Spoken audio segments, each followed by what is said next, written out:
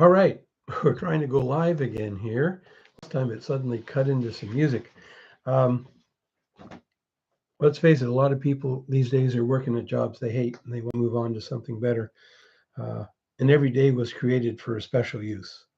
Uh, Everyone was created to play a special part. And if you're hating next week or hating tomorrow morning, then you're not playing the part you should have been playing, I would say. So we have to figure out how to get out of the work we're in and into the work we want to be. And a lot of people say to me, "Well, I don't know. I don't know anything. There's nothing I've learned. I've been around 50 years and I don't know anything." Well, that's pretty well impossible. I'd say you know something about something. Maybe you know that you can write a book on all the ways to lose if you think your life was that bad.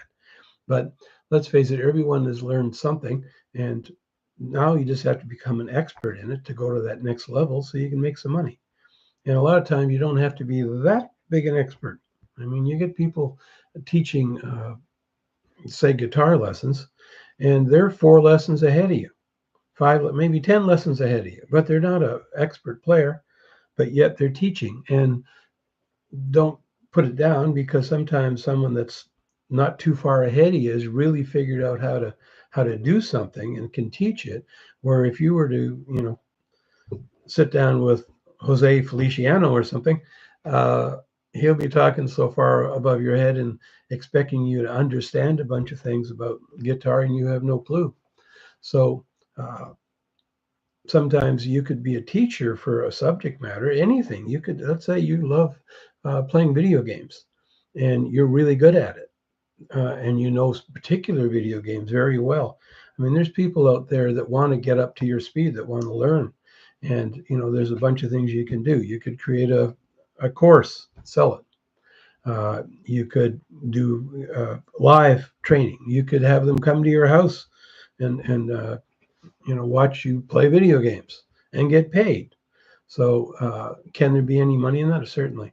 What else could you do? Well, maybe if you're so great at video games, you might want to start thinking about how you could create a video game. But that might be something further down the road. But uh, let's not get stuck in something we hate doing, because where's that going to take us? How are we going to feel? What's that going to be like? You're going to have a life that you wish someone else had. Your enemies. So we need to start looking at our lives. Say, okay, what do I really like? You're going to build a plan here of, let's do the Ben Franklin thing, a list of things you want and a list of things you don't want. And let's start putting that together. So maybe the first step, of course, would be, what do you like? What are your hobbies? You might say, well, I don't want to use my hobby. I mean, because I enjoy my hobby. I don't want to ruin it by making money with it. Well, don't worry about it. Make your first amount of money so you don't have to work at the job you hate anymore, and find a new hobby. If you think you ruined the hobby you're making money with, though, I doubt it. I think you're going to enjoy your new version of the hobby, and now it won't be a hobby; it'll be called a business. And of course, at that point, now everything you write off. So now all those uh, video games that you bought, let's say that's a specialty you went into, all your computers, your cameras, everything, all your setup, all this, your computer chair, all this stuff's going to be a write-off now. So that if your day job, let's say you're making 100 some odd thousand a year, and you're paying 10,000 a year tax. Well, if you've been spending 10,000 on all your video equipment, that'll be all write-off, so that you can let the government pay for everything. You just have to register a name and with the intent of hoping that you'll make money. If you don't make money, you still get the write-off. So I think anyone with a hobby should certainly have a business they've set up. You don't have to incorporate. I mean, unless you think you're going to be selling something, someone's going to get hurt or whatever. You think there's some liability there. So it doesn't hurt to set up an LLC. So it costs you $100, $150, depending what state you're in, what country you're in, and now you have that protection. If something happens, yeah, you can have my company. There's nothing in it. Okay. But you do want to set up a company name at least, and set up a bank account so you can say legitimately, I have I am doing my research in my business, and I need all this equipment, and this is I think this is going to go well. And let's say you never make any money. The rule at one point was 3 years. You don't make any money for 3 years in your business, well, you can't write it off anymore. So you start a new company. So that company there was called uh, Learn to Play Video Games, and the new company is called How to Create Video Games. So you've created a whole new company. Now all the amazing shows, you might travel to Las Vegas to go to some shows that are featuring all the new video equipment and whatever, and all your hotel rooms and food and everything, it's all write-off.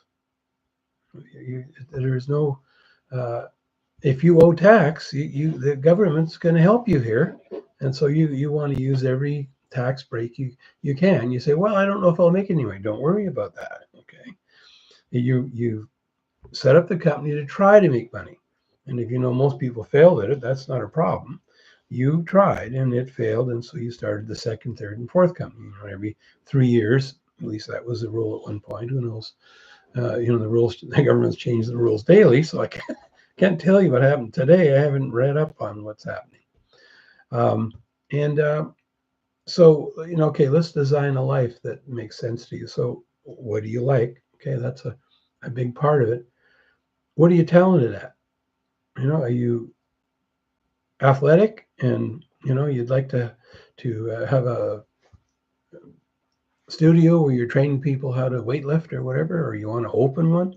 You want to open a lifting center? You start looking at, okay, what am I good at? I'm in great shape. I lift weights all the time, and I like it. Okay, well, now we're getting closer to what you should be doing. Okay, and do I have the talent? Now maybe I say, I love lifting weights. It's a great thing, but I hate people. Well, then you don't want to open a studio. Okay, now you could create videos of how to do it. Training sessions of how to do it. So you're putting together a life here that you enjoy, and it's a life that you picked, not someone else. Parents didn't pick it, your wife didn't pick it. Keep in mind, half your waking hours, you're going to do some work. And if it's work you hate, like maybe what you're doing now, you need to get out of there. And you say, well, I've only got 10 more years. If I grind at this, I'll have a golden parachute. Well, yeah, but you might not be here 10 years from now because the business, the job beat you up so bad that it shortened your life 10 years. So no, you need to start looking and starting something on the side. You don't have to go all in, but you like weightlifting, let's say. You love to teach people. You're talented in it. You're not 350 pounds. So your body, looks like, wow, I want a body like him or her. So you've got that going for you.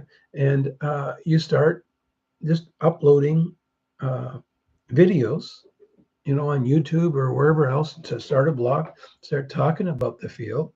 And, people are going to start following, and you're going to build your following up. If you got money, you can start advertising and test different things out.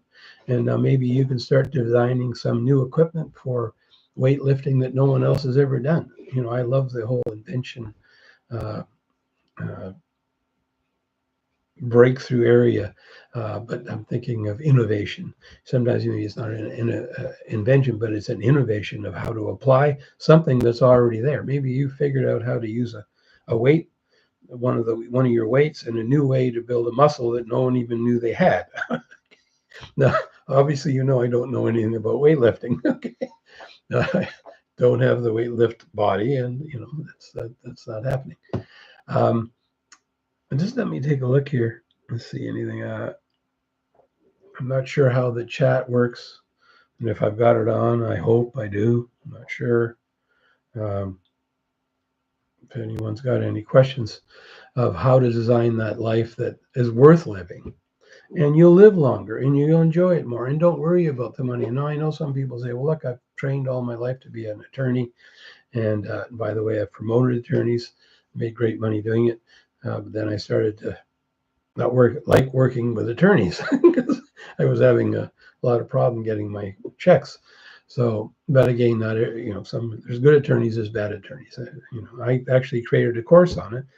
It was $200, and it was an hour long of how to do what I was doing, because I was making great money and people were buying that course. But now it's 10 years ago, and maybe some of the stuff I was teaching is outdated now, and still probably some value there, because I broke some new ground in the way I did things with attorneys. No one had ever done before. And the attorney that I did promote, his friend said, well, that's not going to work. What Ken's telling you, that's not going to work. And we got up to 65,000 a month in billing after about 60 days doing it my way. At first, he gave me all the books on how to start a law office and work for charities and whatever. And I did that. I spent 2 weeks. I raised $40,000 for Habitat for Humanity, and we got one client out of it, and he wanted us to do it for free. So, yet I decided that we're not doing it by the book. We're going to do it my way, and I figured out how to do it online, and it worked out great. So, anyway, the point being is you need to figure out what you love, what you're good at, what you've learned. Let's face it, if you know nothing about a subject, it's gonna. I mean, you can still do it, but you're going a harder route. You might want to find something. Okay, I've been collecting coins for 30 years. I know coins backwards or whatever. I have certain specialties I really know well. Well, then getting into the coin business might be a good business for you, because you love it. You've been doing it, so you got some experience, and you love people, so you could open a coin store, or go work for someone to start with to learn the business from there, or you could create videos. Oh, I hate people. Okay, so keep mentioning that. Some people don't like people. Okay, so you could create a video of how to collect coins, or how to specialize, how to discover new coins. In fact, I don't know anything about coins really, but I created a software for coins that no one ever did before. Or I was working on software, I'm still working on it, and I talked to one of the coin companies, and I said, well, does your software, and it was like $150 for their software for identifying coins. I said, does your software do such and such? And he said, no. It'd be amazing if someone had that ability. And ding, ding, ding, ding, okay. He seems to think it's a good idea, and he's in the business, and he's selling the software. Now, I don't know if they ran out and tried to copy what I asked or not since then, but sometimes we need to check around to see if there's even an application for what our idea is. We don't spend a bunch of money. And of course, my idea there is a little different than some. But let's say I was going to do that software, then I would get someone to do a 3D of what the software would look like with a microscope on it, and it plugs into your computer, and then it gathers the data and so on, and make it like it was a real thing that I already had it, and tell them all the great stuff it does that none of the other software in the world can do. And I'm going to offer this here. $150 is kind of average for this kind of software. So I can say mine is very special software. So I want $299, not $150. Or I can go $150.